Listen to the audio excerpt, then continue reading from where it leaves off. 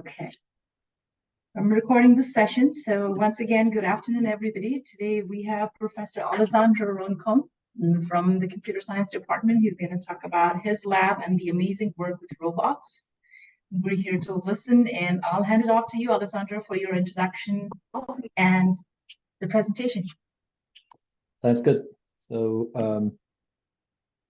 thank you, Ashi, and hello, everybody. For those of you who don't know me, I'm an assistant professor in the Computer Science Department, where I lead the Human Interaction and Robotics group. I'm also part-time CTO of LabZero, which is a startup in robotics and automation. And today I'm going to be talking about a number of things. So I have a pretty packed presentation, and I'm going to stay at a pretty high level in terms of the research, because I also would like to touch on some other things that are not necessarily about my lab or my research, and more about the ecosystem and the broader opportunity for students to engage in robotics research and robotics as a career. So first off, feel free to stop me whenever you want. I have the chat in front of me, so if you want to ask questions over there, sounds good to me. If you want to raise your hand, more than happy to pause and to answer any question. Second, in terms of agenda, I would like to start by presenting a little bit, what it means to do robotics as CU and the broader opportunity in CU Boulder.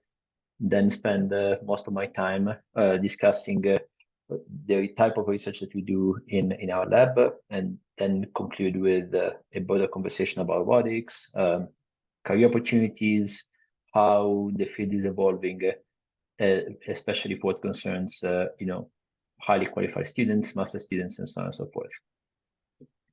So without further ado, let's start by talking about robotics at CU.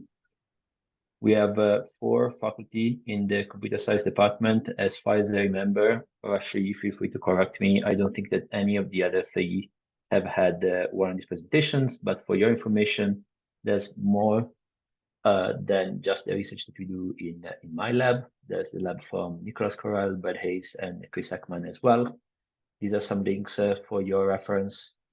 We do a lot of different things on a variety of different fields. Brad Hayes is primarily focusing on human-robot interaction, human-AI teaming. Ekman works on perception and manipulation, navigation. Corral works on a variety of different topics, including manipulation and smart materials, and so on and so forth. Outside of CS, we have another 10 to 12 laboratories in aerospace engineering, electrical, mechanical engineering. This is not the most updated list. There's another couple faculties that have joined in these past couple of years that are not in this list.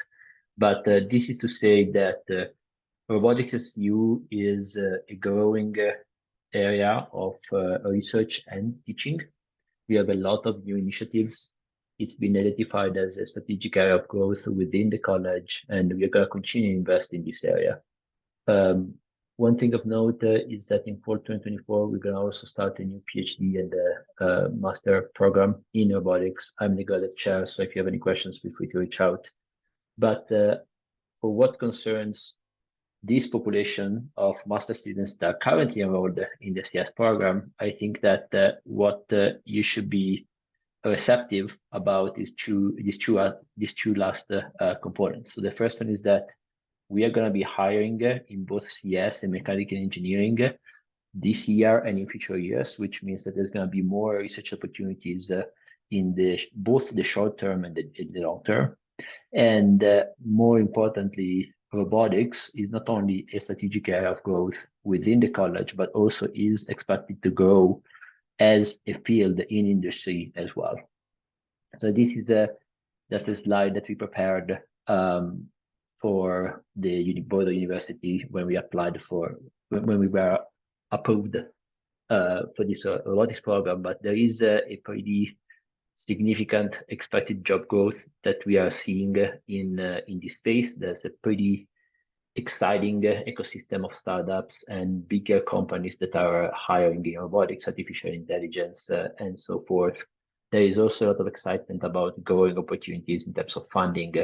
And so I'm going to talk a little bit more about this at the end of this presentation, but this is just to say robotics as a career is becoming more and more interesting and more appealing. And that's what we as faculty, as researchers in HIRO Boulder would like to offer to our graduate population.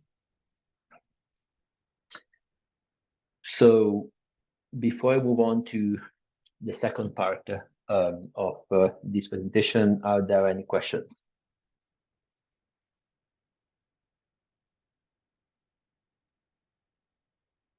Okay. Let's move on to the second part. This is about research in my lab. Again, slides are available, and Rashi, feel free to share them with all the students. They are available in this link. Feel free to download them and take a look. I'm gonna be going pretty fast because I would like to give you a wide overview of the many things we do in my lab. And but again, if you have any questions, feel free to stop me. So broadly speaking, my work and the work of my students is within this broad area that we call human-robot interaction. The main idea of this field, the main objective of this field is to integrate robots in human-populated environments. And this means many different things. You can see here a slide with very different applications of robotics, but each and every one of them is a flavor of human-robot interaction. To achieve our goals, we need to take a look at a variety of different problems, and that's what my lab works on. This is not only challenging, but this is also very timely because this is also happening in parallel with a broader shift in robotics. And this paradigm shift can be summarized by this concept. So for the past 40 years, we've been working on big, heavy, dangerous industrial robots that are outperforming humans in terms of strength, in terms of precision, in terms of repeatability. And their main focus was to replace people in the factory floor.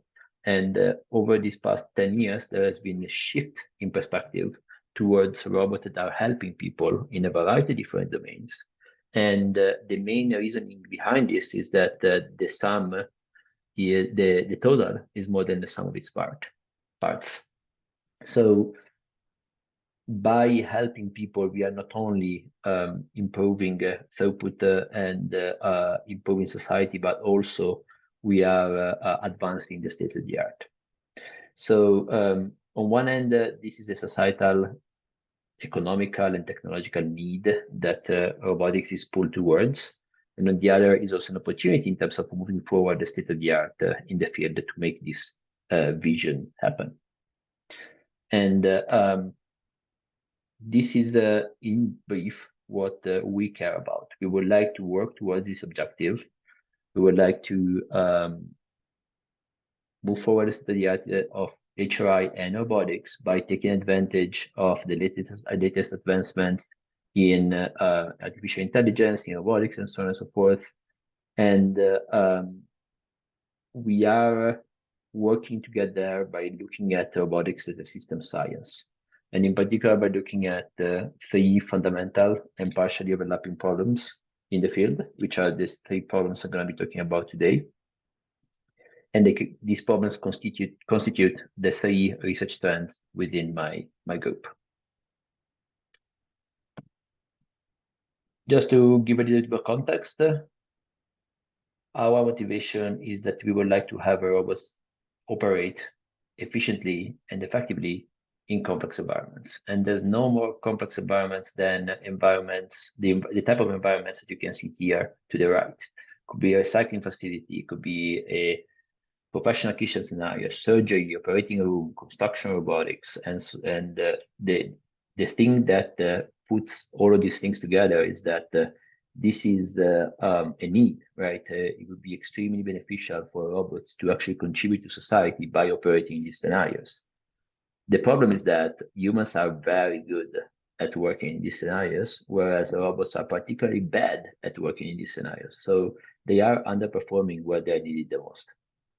And our fundamental research question is, how can we bridge this gap? How can we enable robots to efficiently operate in these complex environments? And more specifically, how can we enable robots to efficiently operate in close proximity with people?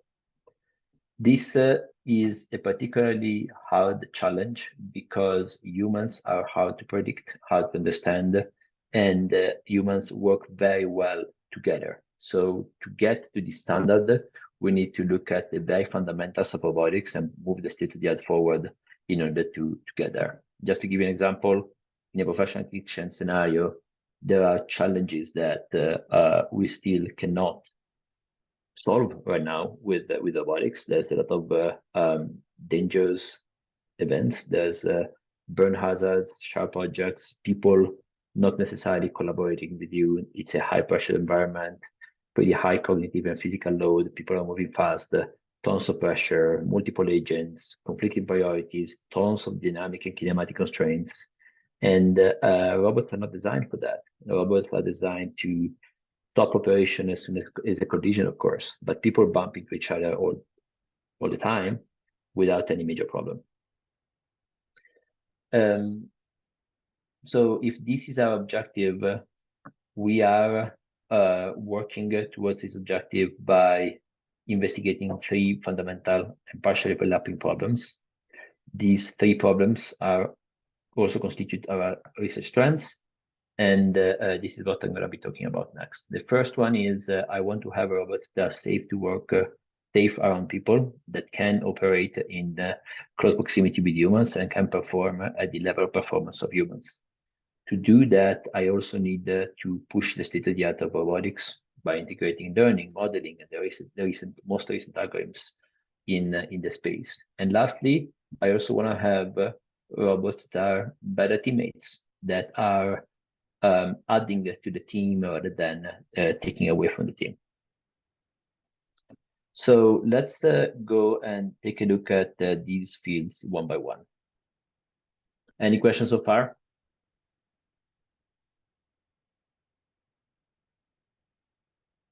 Great. Our main motivation for robot safety and robots working in close proximity with people is the idea that we operate efficiently in these spaces because we can take advantage of the sense of touch, which is something that the robots have been struggling with for the past 20 years. There's a lot of interest in the sense of touch. Not much has happened until very recently. This is a work from the Toyota Research Institute. They worked on something like a large language model for robotics, and they have explicitly mentioned the sense of touch as one of the enabling technologies towards that. But we've been knowing this for a good part of the past 2 decades. Touch is important for humans, not only because physical touch is one of the most basic forms of communication, but also because it is crucial to our cognitive, perceptual, and motor development. We explore the environment through touch. We learn how to put together our motor commands with our sensory feedback, and that's how we achieve physical intelligence in our environment. Just to give you an example, this is a pretty old experiment that was made by this professor, Roland Johansson. And the left shows you a perfectly normal person that is lighting up a matchstick, nothing in particular. It takes 4 seconds in total. But the person to the right is the same exact person with her fingertips anesthetized, which means that she couldn't receive tactile feedback at her fingertips, but she still had full control over her motor actions. She can still see herself performing the task, but you can see here how she's struggling to perform this task, even if she still has full cognitive control. And this is because she's missing this fundamental piece of information, which is the tactile feedback at the fingertip of her holding the matchstick and interacting through the matchstick with the environment. The reason is that tactile information is an invaluable source of information for humans, And feedback from touch is as close to the interaction itself as it can possibly be. This is useful for robotics as well. If you're looking at this environment here, professional kitchen again, we can have tons of obstacles around the robot. But if we have an external, these are just the obstacles you can see here.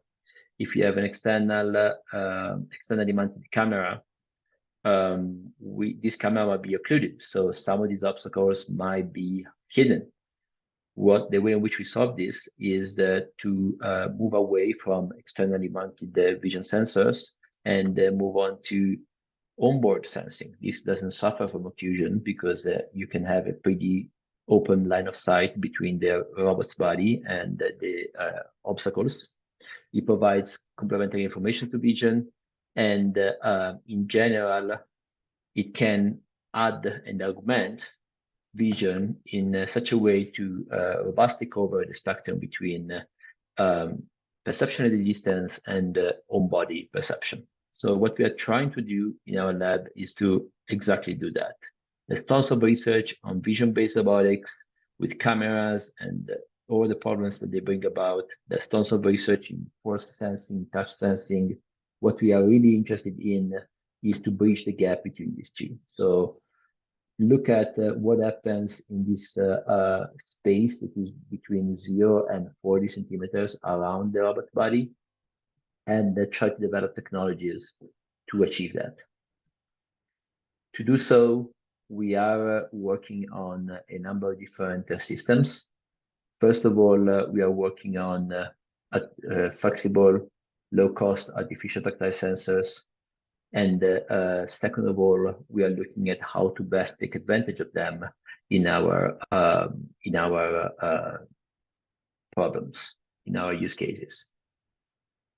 So this is the work that we've done in this regard. We have developed a number of PCBs, flexible boards, capable of a variety of different sensing capabilities. They are relatively low cost. You can stick them to the robot and they basically work right off the bat.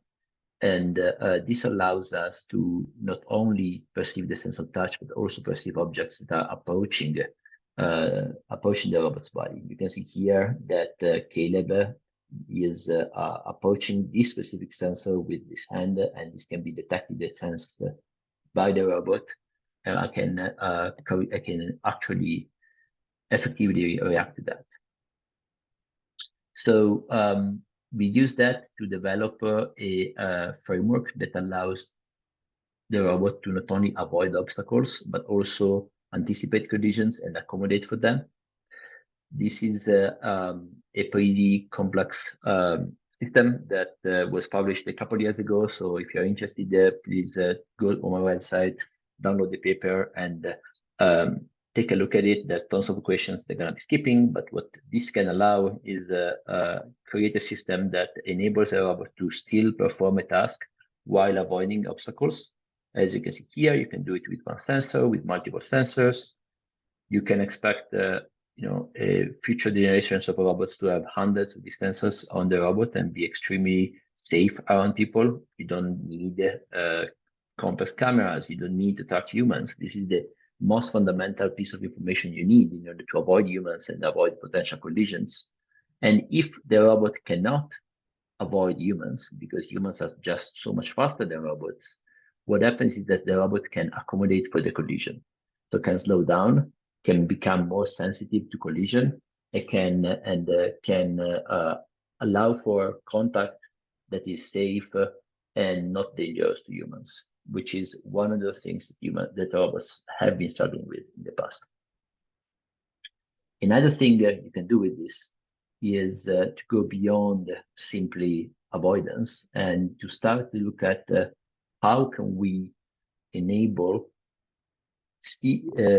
robots to seek touch in order to effectively operate in cloud environments. This is a more recent paper that one of my students, Natalia, has worked on. And the main idea here is that we want to be able to create a motion planning system that allows the robot to reach enclosure in complex environments. You can see here just a balloon just to be safe. But the main idea here is that it was possible for the system to create a motion planner that tells the robot to move away this balloon in order to reach for this object that is behind the balloon. And this again is just a very basic capability, but this very basic capability can enable a number of potential future improvements in terms of contact modeling and more dexterous manipulation that goes beyond reaching or picking in place and placing. Great. So this is, again, a very quick overview of a very first trend. Any questions at this point?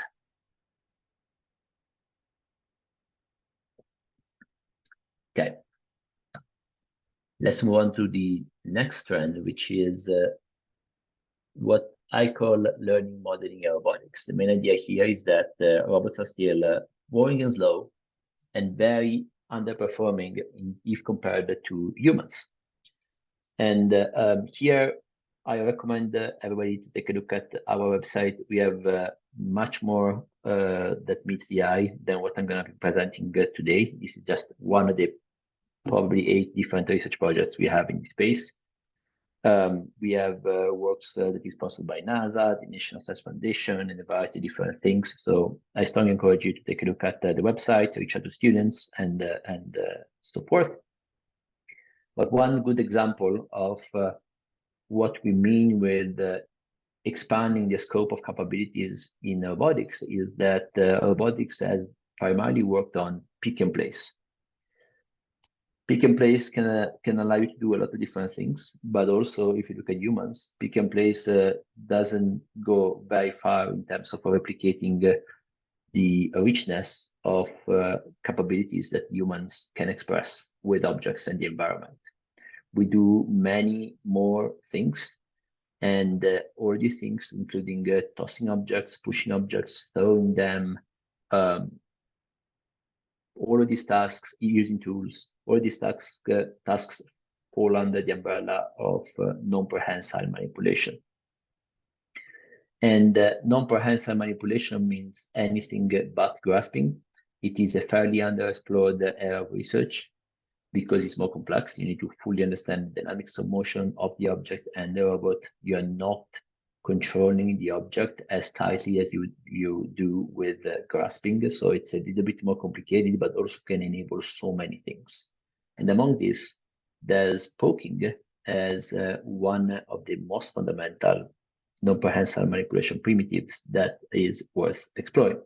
So what Anuj and Ishan set forth to do was to explore this space, and more specifically the hypothesis that poking is more fundamental and allows to expand the spectrum of capabilities more than any other non-prehensile manipulation skill. This is just an example. Grasping is great, but it's also limited by the reach of the robot, the object gripper properties. Pushing can expand a little bit on grasping because you can also push objects that are bigger than your gripper, but it's also limited by the robot reach. With poking, you can poke objects away from your robot reach, and you can dramatically increase the size of the workspace, increase the speed of the manipulation, and you're not restricted too much in terms of the object properties. You can poke a big soccer ball, and that would be still possible with limited gripping and grasping capabilities. So to do that, Anuj has created a system that allows to formalize what a poke is and to model it in our motion planning. I'm gonna skip through the details of this, but he also created a motion planning algorithm that allows to integrate forward simulation in the system in order to select a sequence of poking primitives that allows the robot to achieve specific goals. We have evaluated this in a scenario that includes 2 different robots and in a variety of environments of increasing complexity. And the motivation was using a 2-robot collaboration setup, you can see here at the bottom, in a shared workspace. This demonstrator how much more can we do with this type of capabilities. Some scenarios are simple. This is simply a motion. I want to move the blue object towards the green area with some obstacles, with more obstacles. Other scenarios are more complicated. This one is a big object, which means that a grasping and pick and place is gonna fail. Pushing still works, but is lower than poking. In this other scenario, I want to go through this tunnel, which means that pushing is going to be failing because it cannot push under the tunnel as well as poking does, even though pick and place can still go over. And this last scenario was I want to move the object outside of the operational space of the robot. So in this case, both pushing and poking and grasping fail, whereas poking can still achieve the task. We have also pretty good results. It's faster, has higher success rates than pushing and grasping. It's up to three times faster than pushing, and it can be used as an alternative option in terms of increasing the spectrum of capabilities for a robot. We have demonstrated this both in extensive simulation and also in the real world, as you can see from the videos. And now Anuja is working on expanding this in terms of integrating all these capabilities in the single motion planner that can navigate the spectrum of combining poking with pushing and grasping and so forth. Any questions about this? If you let me go, I'm going to continue going down the list. And the last thread is the thread that works on algorithmic and social HRI. The goal here is that if we were to freeze the state of the art of robotics with the capabilities that we have right now, we are still not fully taking advantage of the opportunity of a robotic agent that is working together with a person on a task. We would like to use the robot to augment human capabilities and to explore the problem of efficient human machine and human robot teaming. The motivation is pretty easy. Humans are pretty good at that. And this is my son. This picture or these slides are from 4 years ago. So now he's, at the time he was 3, now he's 7. But this is still pretty timely and relevant. As you can expect, a 3-year-old kid is not as capable as a fully grown adult, but he can still help in a variety of different tasks. And this was us moving to CU 5 years ago. So actually, yeah, 5 years ago. So he was 2 at the time. And he could still help me build the furniture, right? So it could pass me objects, it could perform actions, it could provide support for me to screw things, and so on and so forth. He could enjoy himself doing it. I definitely enjoyed it myself. But even if he spent most of the time playing around and toying around and so on and so forth, these little things were extremely instrumental for me to be faster at building furniture, right? Robots still cannot do that, and this is what we are working on in this trend. Our motivation is humans are great at working together, but robots are not good at working together with humans. So we want to augment human capabilities. We want to close the loop on this idea of collaboration with the robots as a mean to improve performance, as a mean to reduce the cognitive load on humans, and this idea that by working together, you're going to have a team that is more efficient than each agent taken in isolation. Also here, we have a variety of different projects, research threads. What I'm going to be talking about today is something that is a little bit divergent from robotics as a core discipline. But I think that is very relevant and timely in terms of the results we are looking at and so forth. Pretty excited about this area. So the main idea here is that we know from tons of research that there is an inherent hierarchical structure to human behavior, and we are not leveraging that in order to create agents that can operate and efficiently operate with humans in a zero-shot setting. So you don't know the person doesn't know the agent or the robot. They can work together on the fly, and they can be better than the state of the art. So to achieve this, we looked at a system that integrates hierarchical reinforcement learning and that navigates teaming at the same level of abstraction as humans. Our focus was primarily zero-shot coordination, and the environment that we operated in was Overcooked. So here it's again not robotics, is primarily the field of human AI teaming. We are looking at collaborative games as a proxy for human-robot collaboration. If you haven't played this game, the goal is to cook as many soups as possible. There are two agents. One is a human, one is a robot. They need to take onions from the serving area, the dispensing area, put it into the cooking area, wait for 20 seconds, take a plate, take the onions, and put them into the serving area. The faster you do it, the more points you get, and the better you perform. The interesting thing is that if you are a good player, you can achieve pretty efficient coordination with the other player and go much faster. So the way in which you can maximize your score is with perfect coordination with the other agent, but the other agent also needs to be receptive to this coordinated strategy.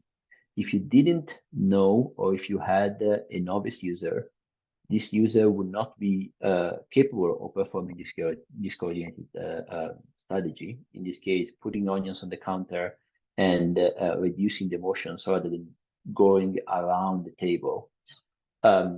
So this strategy would be much more individualistic, but also allows to achieve some score in case coordination fails.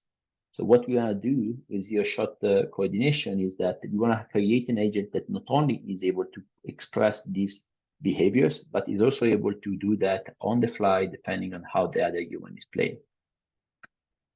And to do so, we have implemented an hierarchical reinforcement learning system. The main idea is that there is a low-level agent that is learning how to perform the task. So how to pick up onions, put them on the pot, pick up the plates, and so on and so forth. And there is a high-level manager that understands and learns how to coordinate with the human. By decoupling these two components, we are simplifying the problem of human-machine teaming. We are also decoupling the learning, and that brings a number of advantages, and so on and so forth. This is a pretty well-explored area of research. Our reference was a paper from DeepMind, another paper from Berkeley. And we have evaluated this in a variety of different environments. The total actually is 5. We have expanded this over time. But our results are extremely encouraging, primarily because our system that we call hierarchical ad hoc agents, or HAHA, which is pretty funny in and of itself, is outperforming both these papers in most of the environments.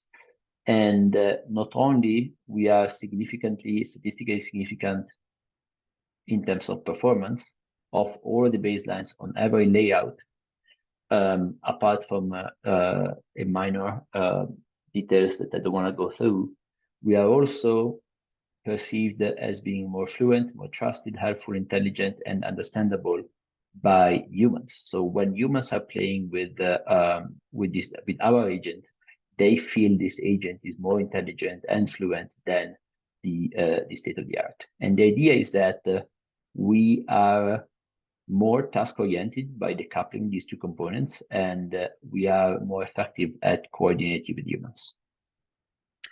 These are some qualitative results. You can see here a number of different systems.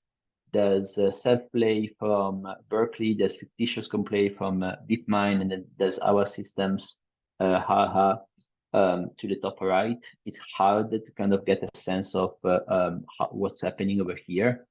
The two things that I wanted to focus on is that we are faster at performing tasks. You see that our system takes less time to serve one element. We are more adaptive to the human. We are not going to be blocking the human motions. We are reacting to that. And as I mentioned, we are more focused and task-oriented. The other interesting things is that we can also bias the behavior of the agent after training. We can tell the system, okay, I would like you to place more onions on the counter, because I would like you to encourage this collaborative strategy that I was talking about before. And this means that we can even push further this capability. We can modify the behavior of a complex AI system on the fly with simple human input. And we can fully take advantage of the fact that we can use the human to guide the behavior of the machine learning system in order to be even better. And this is what happens in the bottom right. So the agent, which is the blue agent, is going to start to put more onions on the middle table in order to encourage the human to pick them from the table and put them in the serving area. And this leads to further improvements in terms of performance, and something that I believe is a very interesting domain and a very interesting area to explore in future work. So again, I talk about a lot of different things. Thank you, Larry, for the comment in chat. I hope you also enjoyed the other slides. I now would like to move on to something that I just put together in this past hour or so, which is more about robotics at large, what's in for you as a student, career opportunities, and so on and so forth. Before I do that, do you have any questions about this, the research that I presented? Thank you. Again, most of the stuff is on our website, HIRO.group.wrong.1, which I can put in chat right now so that you have it.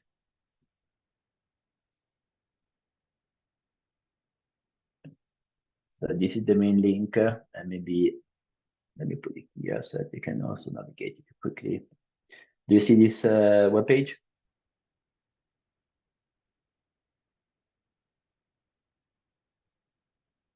Yeah, cool. So if you go on research, so publications is a great reference. You can look at all our papers, there's all the PDFs. So a lot of stuff that I haven't shown. Here there is our research, our 3 strands, that is basically what I mentioned so far. And when you go into it, you are gonna see my group does not work on exoskeleton research. Let me talk a little bit about that. But within each of these strands, there is more detail about all of the other projects that I did not discuss. So you should definitely inspect this further. This is the work that I was presenting today. There's a lot of other exciting things we are working on. So first thing you should do is take a look at our research. Second thing you should do is that if you're interested in any of this, you should reach out to the students, and they're more than happy to help out if you're interested in doing research and so on and so forth. To answer your question, we are not working on exoskeleton research. This is more this is more under the purview of mechanical engineering typically. So it's more on hardware than software controls, perception, AI, and so on and so forth. So if you're interested in these things, I would encourage you to take a look at the research that our mechanical engineering colleagues are doing. As far as I know, there's not much of that in SU, but there are also new hires, and I honestly do not know what they are working on. Great question. And again, feel free to ask more questions in chat or speak up. Now we have another 20-ish minutes, and I wanted to talk about robotics in general. So this one is more open-ended. Again, I put the AMA at the end, but if you have any questions, especially about career prospects and so forth, again, feel free to stop me. I think that we are in a pretty exciting times for robotics in now 2023, but also future years. There is an exciting and growing startup ecosystem around robotics, and a lot of things are happening. This presents opportunities, but also challenges. Hardware is hard. Tons of these startups are going to go under. It's going to be hard to choose what is the best bet, from your perspective. Hey, I have these two offers. What is the best bet? But I recommend everybody to look at this in terms of with an abundance mindset rather than a scarcity mindset. There's a lot of exciting things that are happening, and I'm pretty confident to say that some of these opportunities are going to turn into the next OpenAI. Yes, we have a question, please. Okay, so actually I wanted to know about the career opportunities at your lab. So Yeah. I'm a master's student at Texas A&M, and I'm looking out for PhD programs in Colorado Boulder. And Yeah. I have normally worked on reinforcement learning, motion planning, and vision techniques, but I have not had the opportunity to work on manipulation yet, and I'm interested in learning. So, Yeah. do you So have I would anything say the best way to answer this is wait a couple slides, which is some 5 slides down the road. I'm gonna talk a little bit about that, and maybe I can follow up about that. Sounds good. Okay. Thank you. Yeah. Yeah. So it is an exciting time. I think that robotics is ready to tackle some of the major societal problems we are facing as a society. Climate change is one of them, but also the problem of aging population and the problem of major workforce shifts. Nobody wants to work in a warehouse anymore, and robotics can help. And everybody can help to focus on things that matter and focus on things that are going to be helping society at large. In terms of domains, we've been working on structured domains in the past. Factories, labs, it's pretty straightforward and complicated, but still. What's happening right now is that we are moving from structured domains to semi-structured domains. So these are the areas that are, in my opinion, the most exciting domains that are unfolding in the medium to long term. Let's say short to medium term, logistics, healthcare, agricultural robotics, self-driving, not generally, it's more in small area, confined areas, and so on and so forth. And that's the realm of industry research in startups. And longer term, it's more on structured domains. So homes, restaurants, environments that involve a lot of people, self-driving everywhere. This is still the realm of academic research. Do not believe self-driving companies that are telling you that it is happening next year or in the next 4 years. They've been saying that for the past 10 years and nothing has happened. But I think that what is an opportunity that is worth thinking about is that there are still fundamental technologies that are missing to do this leap. And if you're looking at the future of robotics in terms of the future of human augmentation, I think that these are the 3 domains that are going to happen as a function of time. So we're going to start with logistics and manufacturing, then more into healthcare and assistive robotics, and lastly, despite what people lead you to believe, home and service robotics. This is because in logistics, there's a lot of money. There's a lot of need. There's people that don't want to work on warehouses anymore. And the technology is almost ready.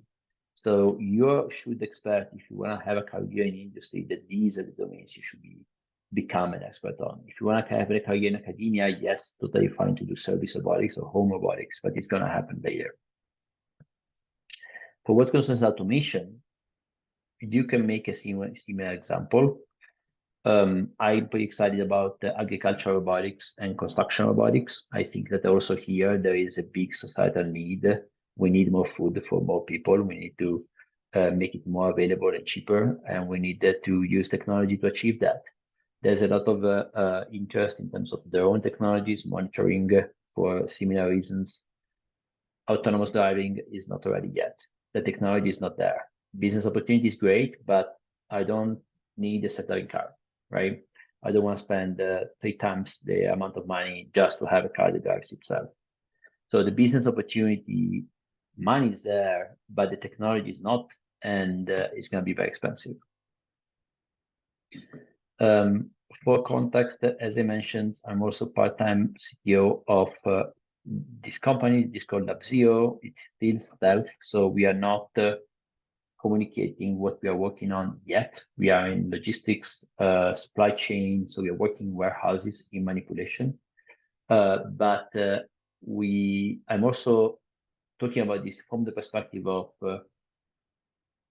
somebody that is also operating in industry and is looking at the evolution of the field from this other lens.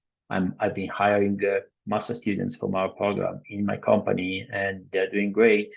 But so I also have a different perspective than a traditional academic perspective, I think. Before I look at talk about the research, I also want to mention that robotics is complex. To be successful in robotics, there's a lot of skills that you need to learn. Nobody in the world is an expert in all of them.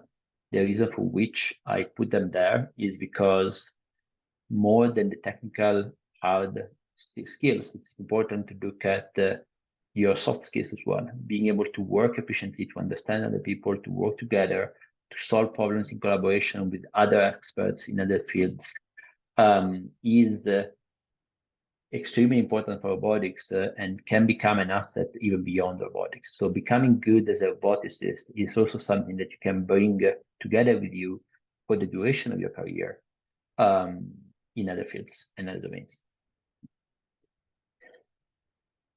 And most importantly, I can stress this enough, it is extremely important for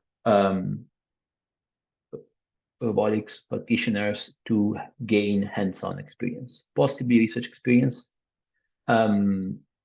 The idea is that there's still a lot of research in this space, both in industry and academia. And if you are demonstrating that you can sit on top of the state of the art and push the state of the art, then you get an edge, you gain an edge against competitors in the field.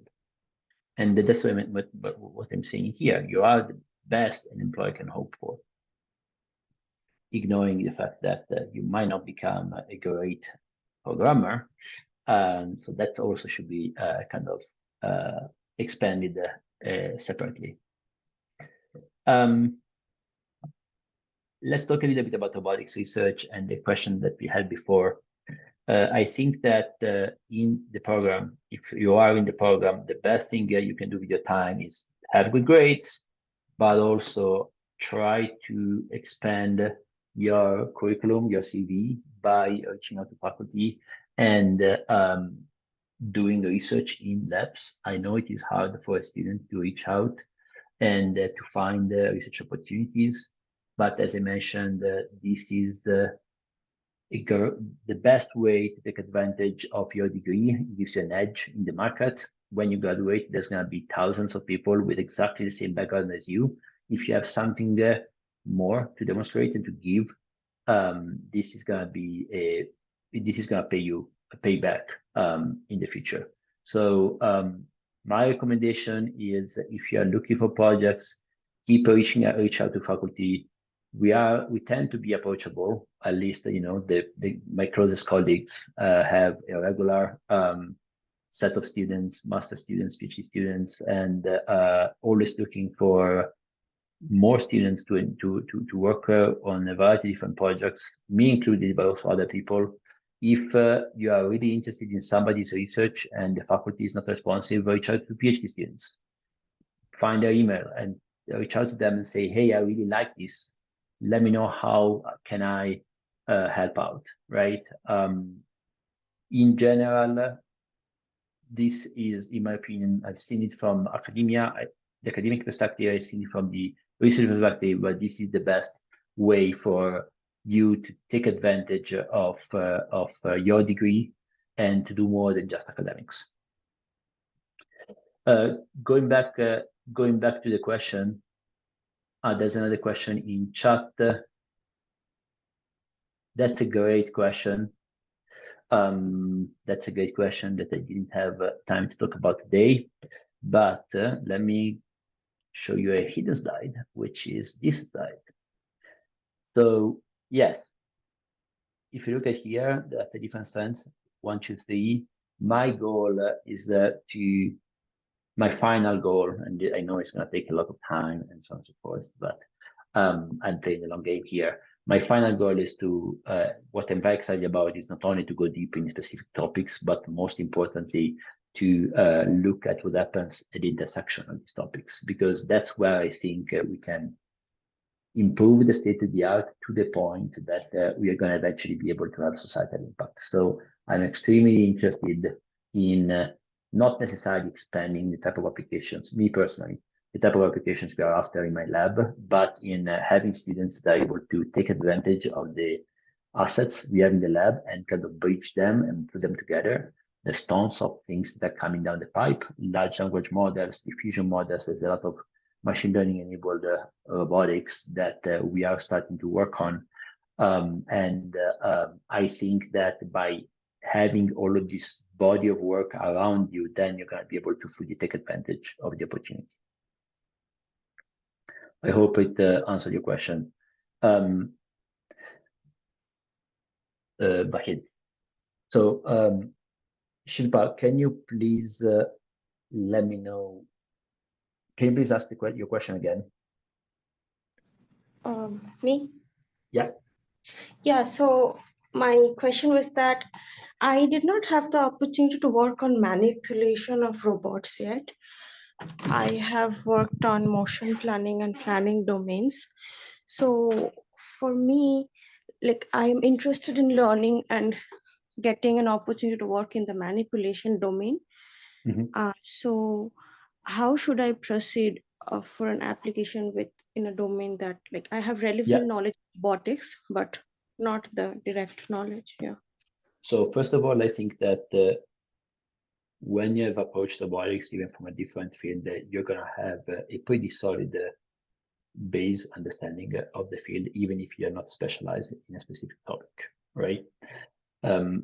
More specifically to your problem of I want to apply to the PhD program, I want to have an SOP that is strong and relevant to this type of research. My recommendation would be take a look at these research threads and start to reach out to students. So having a chat with the students that are performing this research could also give you a pretty good context about the latest things they're working on and we are working on.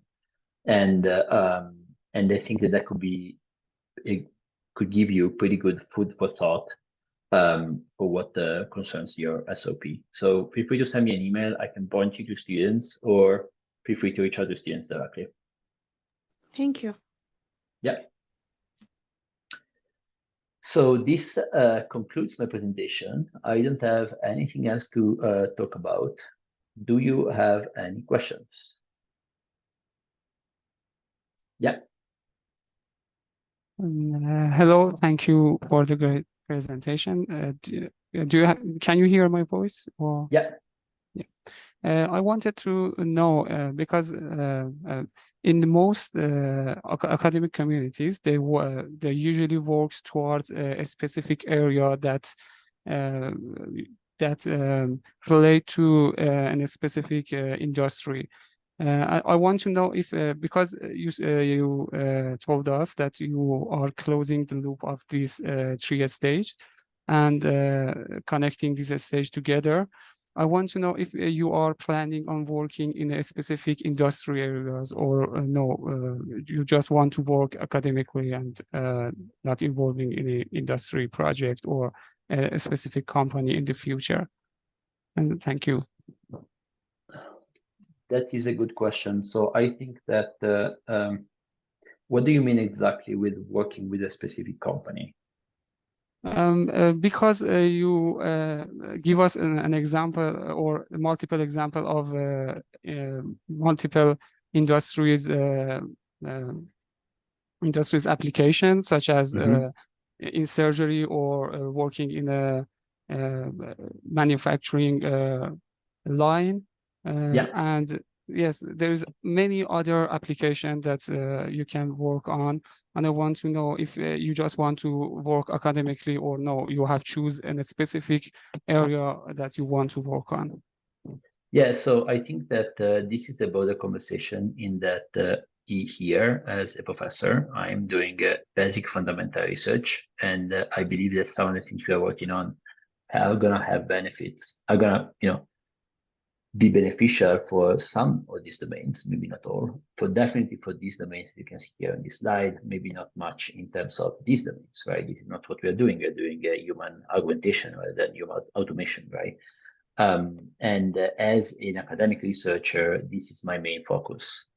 I have tons of students that are going to industry and are working in a variety of different domains, including these domains. I have a lot of students that are now working some self-driving car companies, right? And I also have a lot of students that are interested in startup opportunities. So the goal of our lab is to continue doing this fundamental research and then enable all of these things down the road. But that's not necessarily the way in which I look at myself personally. What I'm doing right now, as I mentioned already, is I am working in a specific domain, which is logistics and warehousing right now.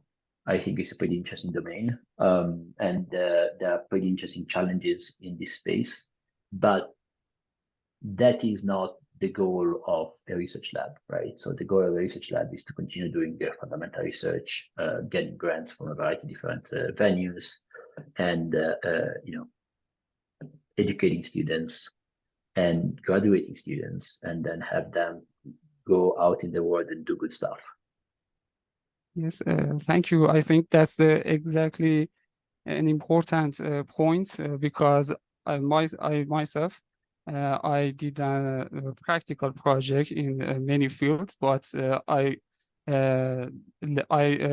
came to understand that I should have worked more on the algorithmic part of the robotic research rather than working in a field, because what you told is exactly true, and I think that's a very important point. And thank you for telling me.